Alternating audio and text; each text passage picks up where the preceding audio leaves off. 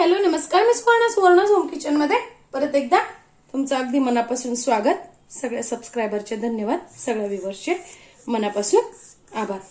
मी आज तुम्हाला खूप छान अशी रेसिपी दाखवणार आहे. जेव्हा आपल्याला स्वयंपाकाचा कंटाळा येतो, संध्याकाळचं हलकं फुलकं खायला किंवा तुम्ही सकाळी नाश्त्यासाठी पण ही रेसिपी करू शकतात. खूप छान अशी रेसिपी आहे.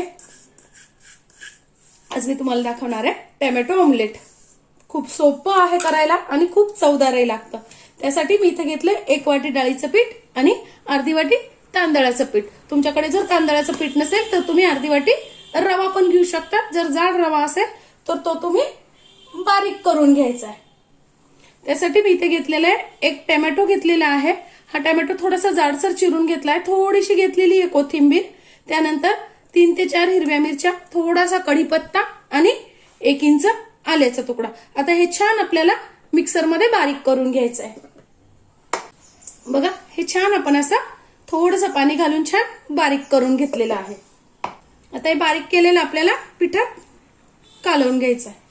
चवीनुसार मीठ, मी इथे 1 चमचा मीठ घेतलेला आहे. अर्धा चमचा चवीनुसार थोडीशी अगदी साखर.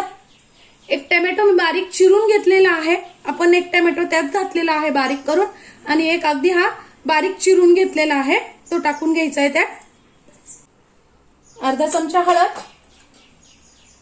फक्त कलरसाठी आपल्याला तिखट वापरायचे, कारण आपण मिरची आणि आलं दोन्ही घातलेलं आहे. तुम्ही लसूण खात असाल तर लसूण घातला तरी चालेल. अर्धा चमचा तिखट घेतलेला आहे. अर्धा चमचा हिंग, अर्धा चमचा धने जिऱ्याची पावडर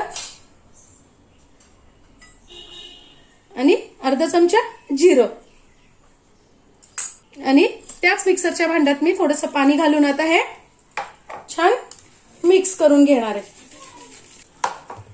खूप घट्टही नाही आणि खूप पातळही नाही, असं आपल्याला छान करून घ्यायचं. खूप घट्ट जर केलं तुम्ही तर धिरडे जाड होतील आणि मऊ पण होतील खूप. बघा, खूप पातळही नाही आणि खूप घट्टही नाही, असं आपलं पीठ तयार करून घ्यायचं आपल्याला. थोडंसं तेल मी पॅनला लावून घेतेय. आता छान आपल्याला असं टाकून घ्यायचंय पळीनीच. साधारणतः या पिठात आपले 10 ते 12 छान धिरडे तयार होतात. आता 2 मिनिटं झाले की थोडंसं वरतून पण आपण थोडंसं अगदी तेल लावून घ्यायचंय आणि छान असं पलटून घ्यायचंय. असं थोडंसं हलक्या हाताने प्रेस करून आतपर्यंत, म्हणजे छान कुरकुरीत असं आपलं धिरडं तयार होतं. बघा, दोन्ही बाजूने असं छान शेकणं झालं की काढून घ्यायचंय. आपलं ऑमलेट खूप छान असं तयार आहे. माझी आजची रेसिपी तुम्हाला कशी वाटली कमेंट्स मध्ये नक्की सांगा. चॅनलवर नवीन असाल तर चॅनलला सबस्क्राईब, लाईक आणि शेअर करा. धन्यवाद.